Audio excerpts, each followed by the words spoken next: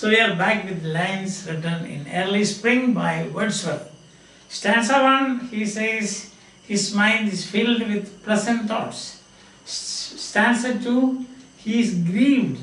Grieved means he suffers from mental pain. And stanza 3, 4 and 5, what you find is the things in nature, the beautiful objects in nature.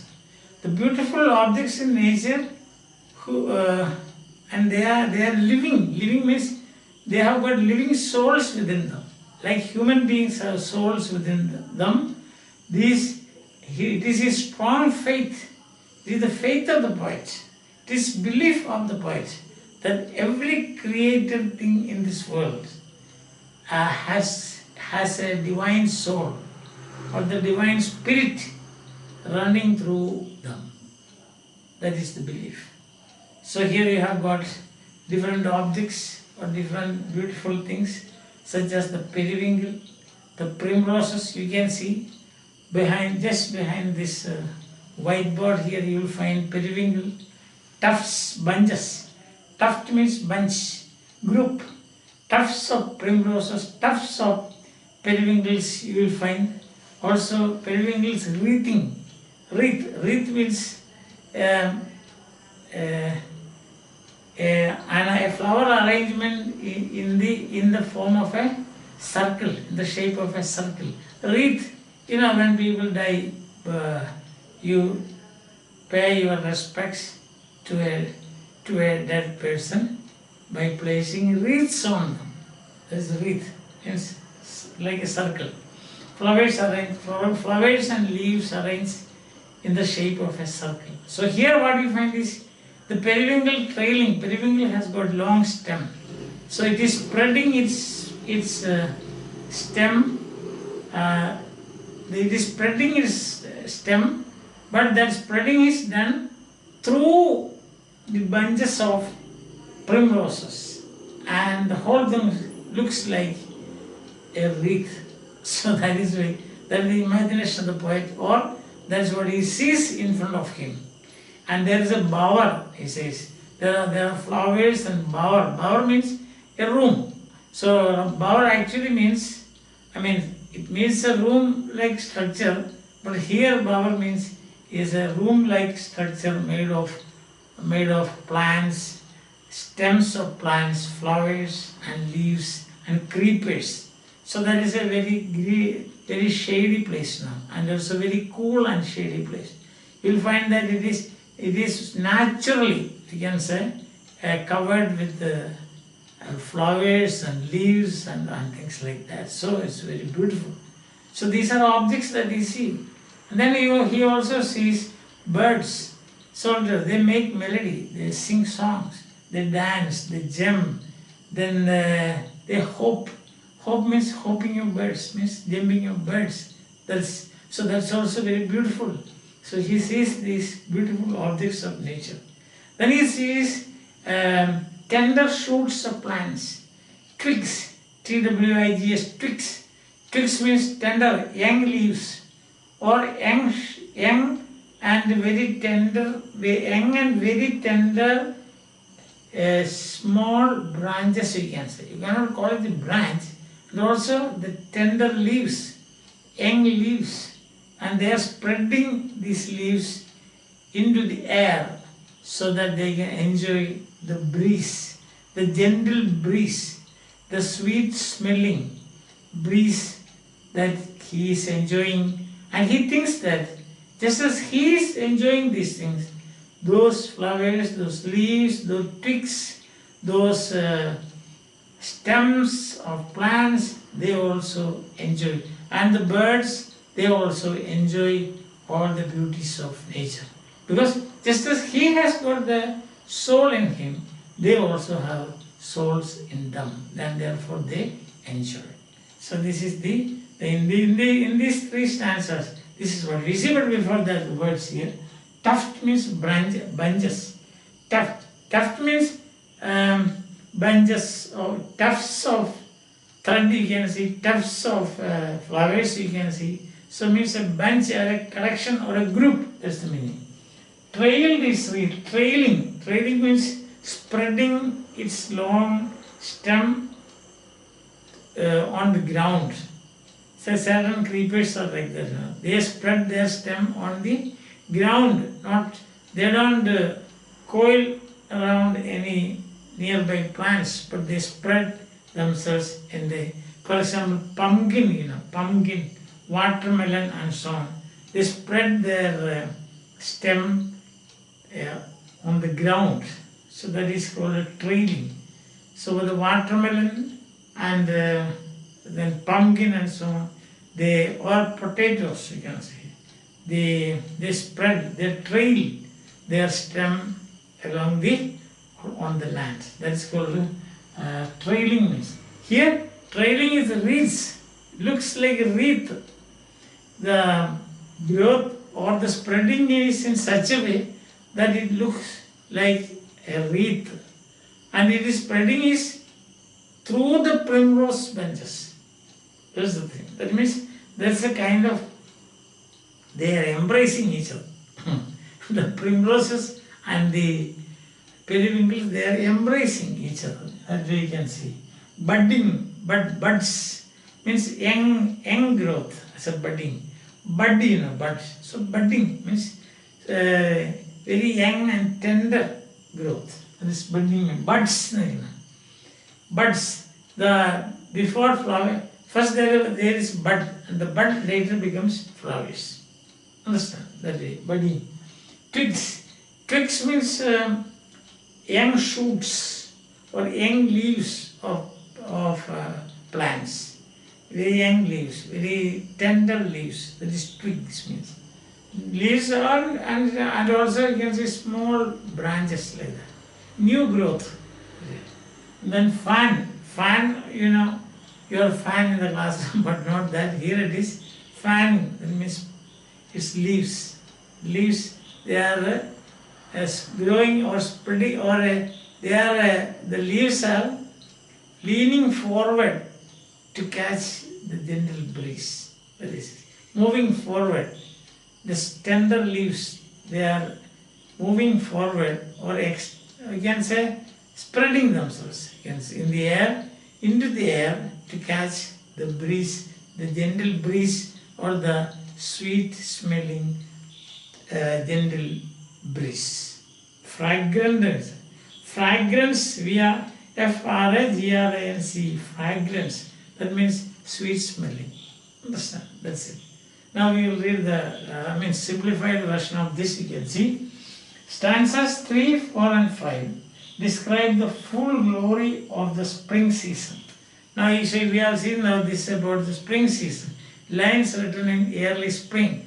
What is the peculiarity of spring season? You have got all over, you will find flowers, new growth, tender leaves, tender shoots, twigs, plants, wreathing on the ground, their long stem, birds singing, birds dancing, birds enjoying. Entire nature is in a very happy mood.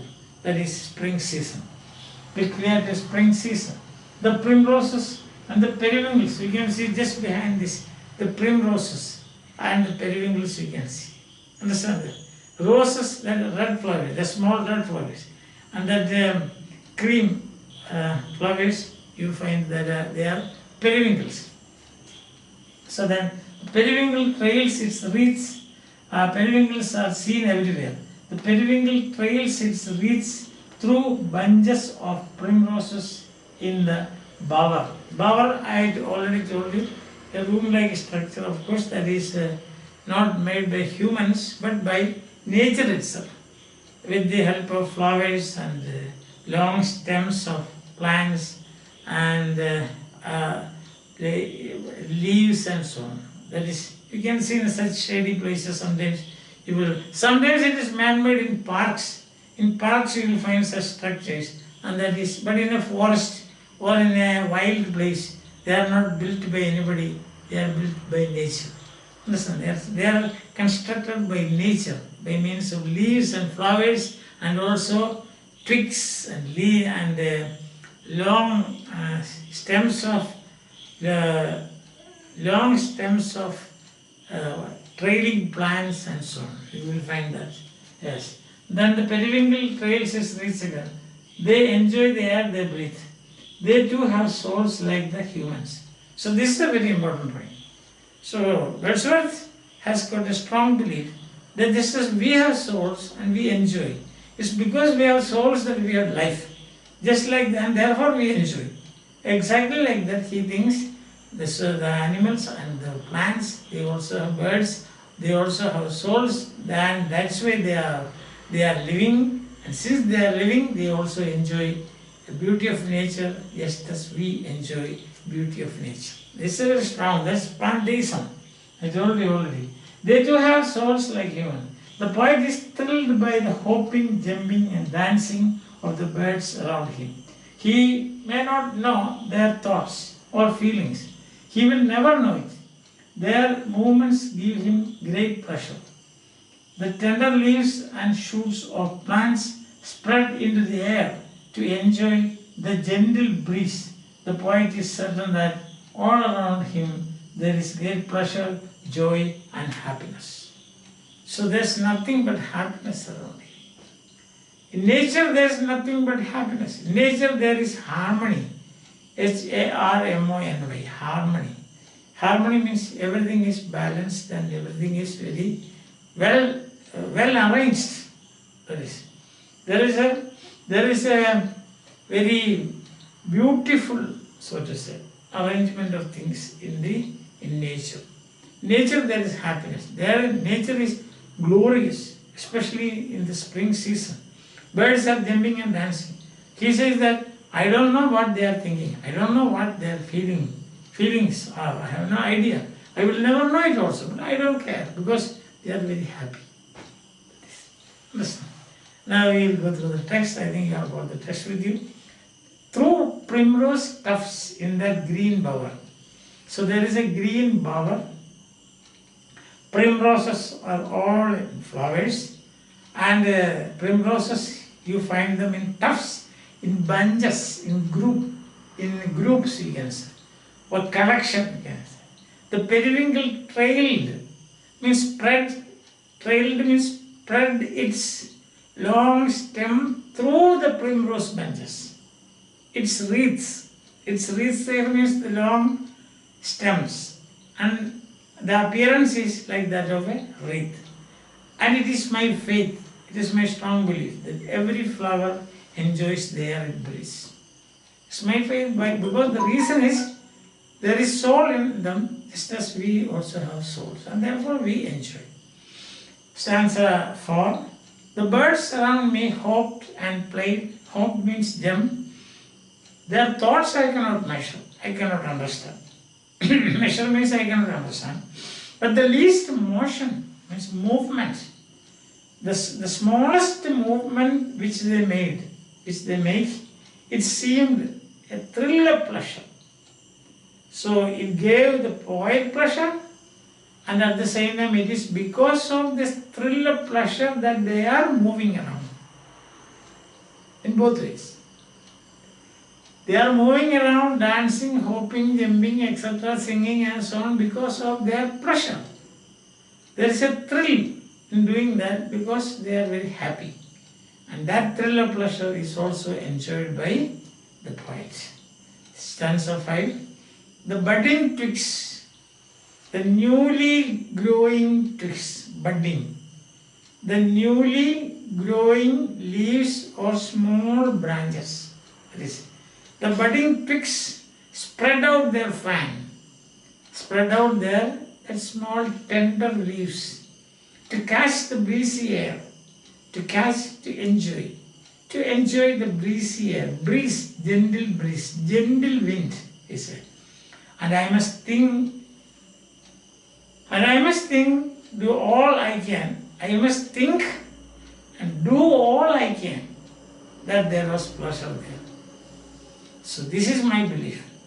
I am sure that all these things I have listed here in these stanzas. Stanza, I told you, is a room, that's a Latin, Italian word. So this is a lyric. Lyric means a poem that can be sung with the accompaniment of a lyre A lyre, L-Y-R-E. A lyre is a musical instrument, like a violin. It's lyre. So a lyric is a poem that can be sung with the accompaniment of a musical instrument called lyre. It's just a musical poem, we can say. And in that lyric, stanza is a room.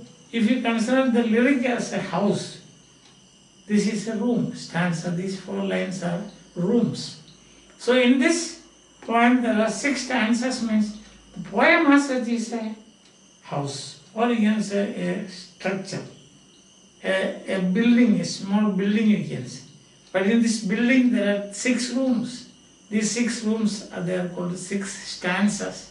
And here in this poem, each stanza has 4 lines. And therefore you call such an arrangement of 4 lines in a stanza is a quatrain. Q-U-A-T-R-A-I-N. Q-U-A-T-R-A-I-N. It's called a quatrain. Quatrain is 4. That is quatrain. And there you are, when we come to this back to this. So he believes like this. It is my strong faith, and I must think and do all I can. I must think, I strongly believe, and I will do all I can. But what will I do? I will write about it, I will speak about it, then I will tell about these things to other people. I will preach about this, I will give talks about this, about what? About the fact that just as there is life in man, there is also life in the created things of this world. Life here means the spirit. Spirit means the divine spirit. The divine spirit means soul. Understand? I am living because I have a soul. The primrose is living because it has a soul. A bird is living because it has a soul. The periwinkle is living because it has a soul. The plants are living because it has a soul. And this soul is nothing but the divine spirit, which you find everywhere. And this belief is called Pantheism. Pantheism. So this poem, although it looks very simple, behind that there is a very, very strong philosophical view of the poet, that the Spirit of God is, you can see, everywhere in all the things created by God in this world. Understand that? Everywhere you find. There is a Malayalam song, Thoonilum Thurumbilum. That is a very famous song, no? Thoonilum Thurumbilum Devam Irikkunnu, like that. So that is that belief. That is called Pantheism. Pantheism.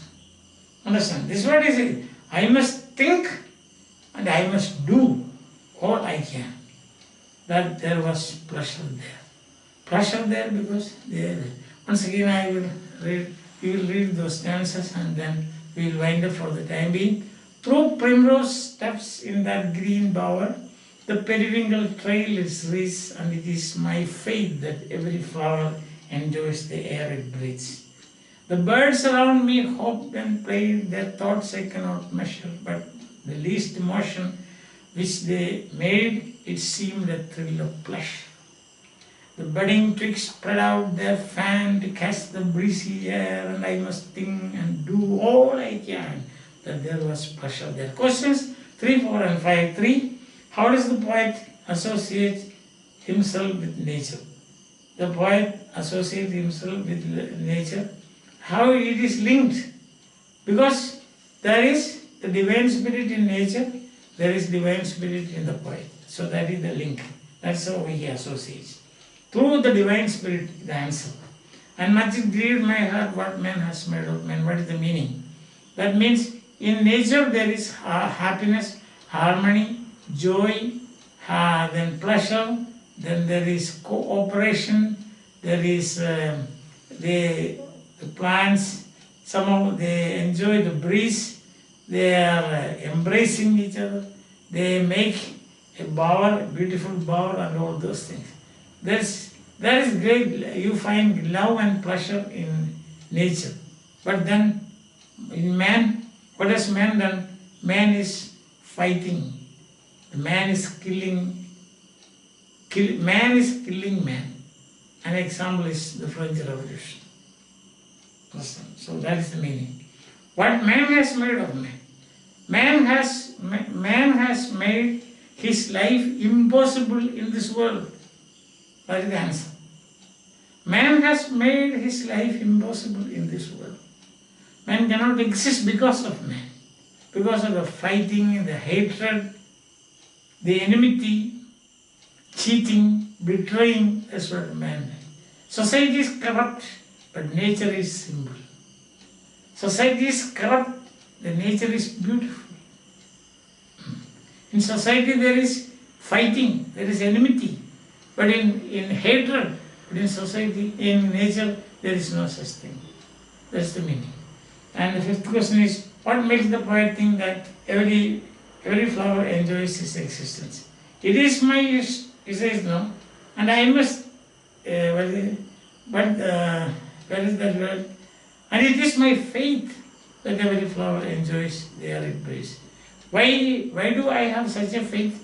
Because of Pantheism, his belief in Pantheism. That is the answer. His belief in Pantheism. And that's why he thinks that every flower enjoys its existence. So question number 1, how does the poet associate with nature? Because there is the same divine spirit running in nature as well as in human beings. Second question, why does he say it grieved me? Because in society there is enmity and fight and betrayal, cheating, etc. Here are evil things of society, but outside the society, nature, there is harmony, love and friendship. What makes the poet think? The poet thinks that he enjoys because these things, the created things, have souls, just as humans have souls. And therefore, just as we enjoy, they also enjoy. These are answers to the questions, and for the time being, we will wind up. We will continue with this poem next class. Till then, bye.